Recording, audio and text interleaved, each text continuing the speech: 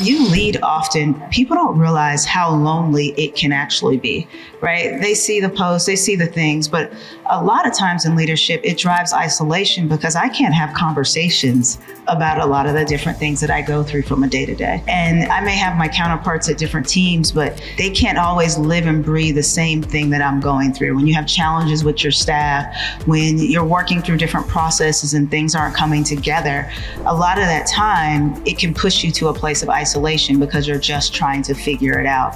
And I was definitely in a place such as that. And I remember we were going into the retreat. I had trainers come in, our whole executive team. And I knew I wasn't at my best, but I knew I still had to show up. And the gentleman, somehow or another, him and Chanel started talking, and he asked her a question about, do you ever think about how lonely she possibly feels? And we happened to end up riding back in the car together. And Chanel turned to me and asked me, she said, well, do you ever feel lonely?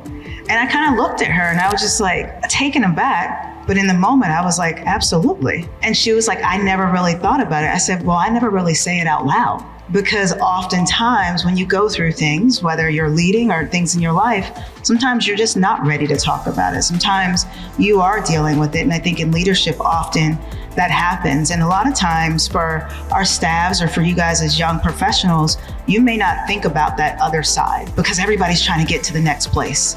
And so I do challenge you all to think about the consideration that we are all people, and we all go through emotion, no matter what seat you're in, no matter where you are. And I think that same respect goes back to you all as you're working through your careers as well. So I've definitely felt that. It's definitely something that I've gotten much better about communicating on. And I believe as a leader, it is important to talk about it and not feel a sense of isolation and loneliness, because I can't grow unless I talk too.